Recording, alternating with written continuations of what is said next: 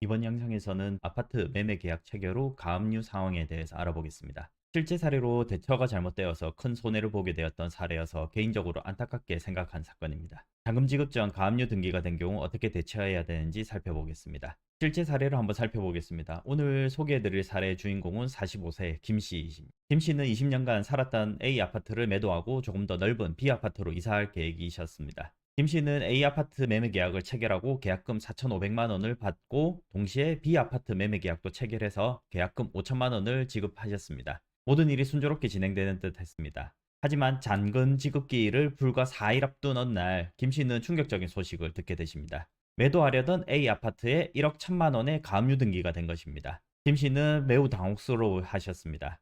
예전에 사업 파트너였던 사람과 분쟁이 있었긴 했지만 이미 마무리된 일이라고 생각하고 전혀 예상하지 못하였던 것이기 때문에 가압류로 인해서 거래가 진행되지 않을 것 같아서 매우 혼란스러우셨습니다.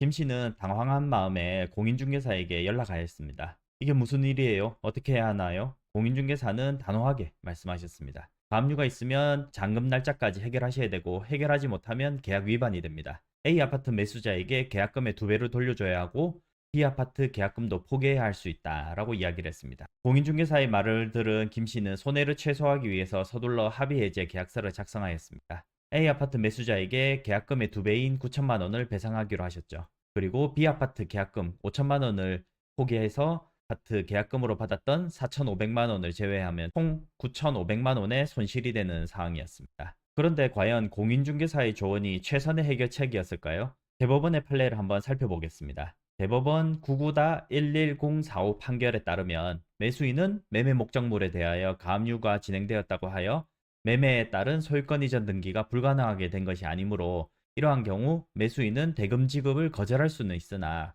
가압류되었다는 사유만으로 매도인의 계약 위반을 이유로 매매 계약을 해지할 수는 없다라고 판시하였습니다. 또한 대법원 2005-3922 2005-39211 판결에서는 매도인이 가압류를 해지할 수 없는 무자력 상태에 있을 때만 매수인이 이행불능을 이유로 계약을 해지할 수 있다라고 했습니다. 즉, 가압류되었다는 사정만으로 계약 해제가 근거가 되지 않는다는 것입니다. 법적으로 이 사례를 이해하려면 이행불능과 채무불이행의 차이를 아셔야 합니다. 이행불능은 계약 이행이 객관적으로 불가능한 상태를 말합니다. 이 경우 상대방은 즉시 계약을 해지할 수 있습니다. 반면 채무불이행은 이행이 가능하지만 약속한 시기에 이행하지 않는 것을 말합니다. 이 경우 상당한 기간을 정해 이행을 최고하고 한 이후에 계약을 해지할 수 있습니다. 김 씨의 경우 가압류 금액이 1억 1천만 원이었고 여유자금이나 신용대출, 가족의 도움을 받아서 해결할 수 있는 가능성이 있었습니다. 따라서 이는 이행불능이 아닌 채무불이행에 해당하였습니다. 김 씨의 사례는 어떻게 해결해야 했을까요?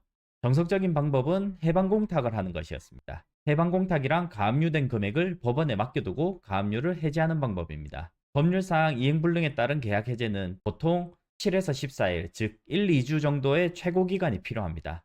따라서 잔금 지급 기일이 되었다고 해서 바로 해제가 되는 것이 아니라 저간 기간적 여유가 있으므로 김 씨는 이 기간 동안 해방공탁을 통해 가압류를 해제하고 거래를 정상적으로 마무리할 수 있었을 것입니다. 또한 잔금 지급 기일이 2주 이상 남았다고 한다면 사정 변경에 따른 가압류 취소 신청도 가능합니다. 이 방법은 법원이 정한 담보를 제공하고 가압류를 해지하는 것으로 사정 변경에 따른 가압류 취소를 하면 보통 가압류 금액보다 적은 금액을 담보로 제공하라라고 결정이 나오게 되고 해당 금액을 제공하고 가압류를 취소할 수 있습니다. 하지만 김 씨는 법률 상담 없이 공인중개사 조언에 따라서 이미 합의 해제서를 작성하고 계획 배상까지 완료한 상태에서 오셔가지고 상담을 받으셨습니다. 결국 한 1억 4천만 원, 받은 금액을 제외하면 9,500만 원 정도의 큰 손실을 감수하실 수밖에 없었습니다. 이 사례를 통해서 부동산 거래 시에 예상치 못한 법적 문제가 발생하셨을 때 가장 먼저 해야 할 일은 전문가 도움을 구하시는 것이 좋다라는 것을 알 수 있습니다.